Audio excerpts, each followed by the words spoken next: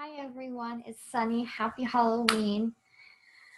I thought of covering the topic of fear since today is Halloween and play on the 7 ghosts of fear that every female entrepreneur experiences at some point in her journey. Maybe all of these points at different parts of her journey to some degree or another. And I'm going to share them with you just so you can have some level of awareness in case you're activated in one of these areas of fear. And if you would like some support in one of those areas to overcome that, because your life purpose is calling you to step up higher in roles of leadership. And deep down, you do know it.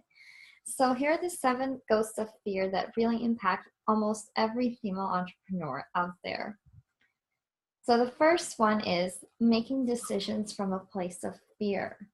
A lot of times we've allowed fear to control our thoughts and actions and make decisions on our behalf, when instead we can have a simple mindset shift through tapping or intense coaching and realize now whether the answer or choice is a yes or no, let it be from an empowered place instead of allowing fear to dictate the yes or no. Do you see the difference? So it's not saying that you can never say yes or no, but it's coming from the empowered mindset instead of allowing fear to dictate you. The second one is fear of visibility and success. A lot of us, myself included, for a long time, I had fear of visibility, and making these videos for me was a big challenge because it's putting yourself out there in a big way. And when you put yourself out there in a big way, it can be very vulnerable. It can be a real vulnerable experience because you are risking judgment, criticism, rejection, and all the above. And it is scary. So that is something to be sensitive of, but don't allow it to debilitate you, because your life purpose needs you to succeed and soar for the people you're here to empower and motivate. So if I can do it, you can do it too. The third fear of failure. If you're a perfectionist like I am, fear of failure is like red zone, panic, life-threatening if you don't achieve certain levels of success or you don't do it in a successful way. I mean, I can't even, speaking of fear of failure, I can't even tell you how many video attempts I tried. It's not that I tried. I did today before I published this one.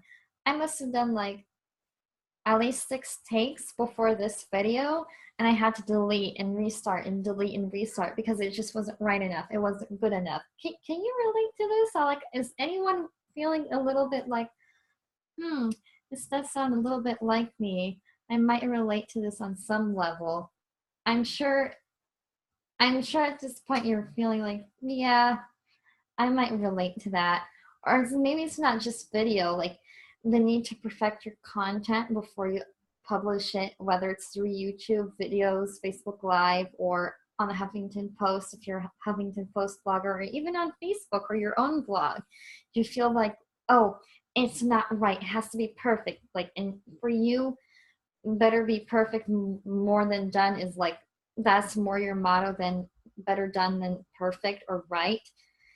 And that the other thought, this thought, better done than perfect, causes you anxiety, then maybe it's a time to recheck yourself and to adjust and allow yourself to fail, because there might be some lessons in failure. I know right now you're probably having a heart attack just hearing this message. Relax, take a deep breath with me, and allow it out. I know it can be terrifying, just the thought of failure. I totally get that. I'm right there with you. But we can't allow it to debilitate us. Otherwise, we'll stay stuck and spinning our wheels, and the people we're meant to serve and make a big difference for in a big way won't benefit from us if we keep stalling ourselves just because we're afraid of failure. And how can we learn what's the best way to do it for our business if we don't fail? And it is safe to fail. That's why tapping and NLP and all these mindset techniques to help you be more empowered are helpful and made for you to process and work through these fears and not allow them to dictate you and control your life. The other one is fear of being in higher levels of leadership. And that is a big thing for women. It's like, who am I to step into this higher level of leadership and like be successful, be seen, be heard, make an impact, and be powerful in my own way from a loving place. I understand that, but there's if Brendan Burchard and Tony Robbins can do it, so can we. And it is my deep desire to like break that glass ceiling and break these gender norms, shatter these beliefs, and help women, my clients and myself, rise to these outrageous levels of success that's been unheard of for the coaching industry for women, while making a big impact. So it is time to overcome your fear of stepping into higher levels of leadership. And I know it's not easy, and I know it's not the most obvious thing, but you can do it, and you have the support. If you'd like, you're more than welcome to reach out to me for a one-on-one magic session. If you'd like, we can talk it out, strategize. I'd be really happy and honored to be there for you and support you. Whether it's me or another coach I could recommend for you, I'd be happy to do that too. Anyway, make sure you get help, because your life purpose needs you to step into higher levels of leadership, and you need to as well for your own well-being. Because I know at some point it will hurt. Like, the pain of not stepping to higher levels of leadership is stronger than not getting there and making the effort. So allow yourself to be that level of success and be that leader that you've been drawn and called to do. The other one is fear of playing bigger, which is similar to the fear of stepping into higher levels of leadership. So fear of playing bigger involves a lot of responsibilities, which can cause anxiety, because you'll be more responsible, you'll be more seen, you'll have new levels of responsibilities that you didn't have at a smaller level of leadership. And so that feels more threatening and more overwhelming for you. And there are lots of resources like tapping, as I said, and other means to help you process these anxieties and fears so that they don't get in the way and they don't get the best of you and they don't haunt you, because you deserve to succeed and your life purpose needs you to succeed too. And you're worthy of success beyond measure, beyond your wildest dreams. The other one is fear of being in the spotlight. Like literally being in your own spotlight that was meant for you.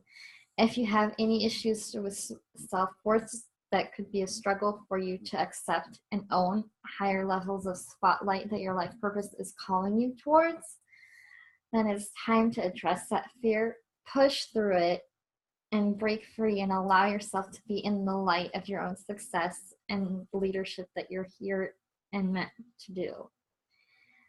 The last one is fear of making more money.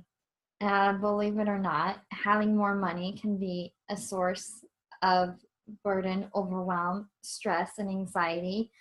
You might have this negative, disempowering belief that having more money is bad for you, or that you'll become a bad person. It's not good. It's not Christian. It's not whatever. Fill in the blank of whatever limiting beliefs that have been imparted to you about fear of having more money. Does it feel wrong? Does money feel dirty? Does money sound like or have a source of conflict for you and your family? You know your money issues better than anyone. So see how those money issues really get in the way of making more money. Maybe on some subconscious level, you're sabotaging your way to having multi-millions, which you know you're fully capable of. You know you can do it. But maybe at some level, there's this conflicting desire that gets in the way with you having more money. So this is something to definitely think of and be aware of. Awareness is already the first step to change. So my intention is that you have like a higher level of awareness of what you need to work on, what is active most in you right now from these 7 ghosts of fears that I shared with you. And if you really feel the need to reach out and get support, I want to make myself available for you. I have 5 slots open for a one-on-one Ignite Your Joy magic session with me that is happy to offer as a complimentary gift for watching this. And this is for the first 5 women who claim it.